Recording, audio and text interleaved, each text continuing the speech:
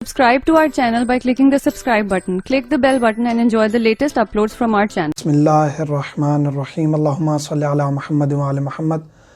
مومنین کرام، ایک اور سوال جو کثرت سے پوچھا جاتا ہے کہ جنابت کی حالت میں جو ہم نے کپڑے پہنے ہوئے تھے، آیا غسل کے بعد وہ کپڑے پہن سکتے ہیں یا نہیں؟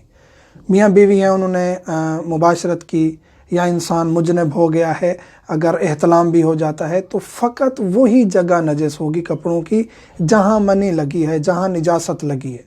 اس کے علاوہ پسینے سے یا باقی افعال سے یا جو پہنے ہوئے تھے وہ تمام کپڑے نجس نہیں ہو جاتے.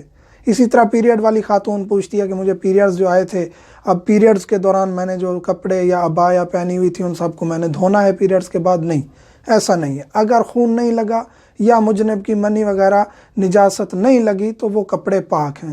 اس طرح جس بستر پر مباشرت کی ہے وہ بستر بھی پاک ہے اگر اس پہ کوئی نجاست نہیں لگی.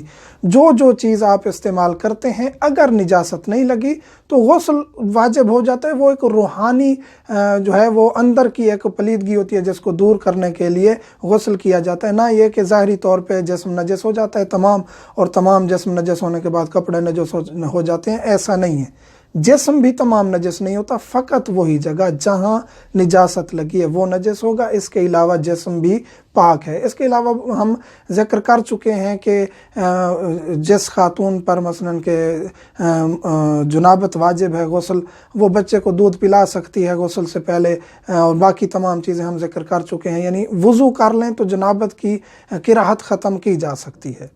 یعنی ایک انسان پر غسل جنابت واجب ہے، وہ کھانا کھانا چاہتا ہے، سونا چاہتا ہے، یا خاتون اپنے بچے کو فیڈ کروانا چاہتی ہے تو وہ وضو کر لے. اگر وضو کا بھی ٹائم نہیں ہے، ہاتھ دھو کے کلیاں بھی کر لیں گے تو اس چیز کی کراہت دور ہو جائے گی، اور وہ عمل ویسے بھی جائز تھا لیکن کراہت کے بعد اس کی مزید جو ہے اس میں جو نیگیٹو اثرات تھے وہ ختم ہو جائیں گے.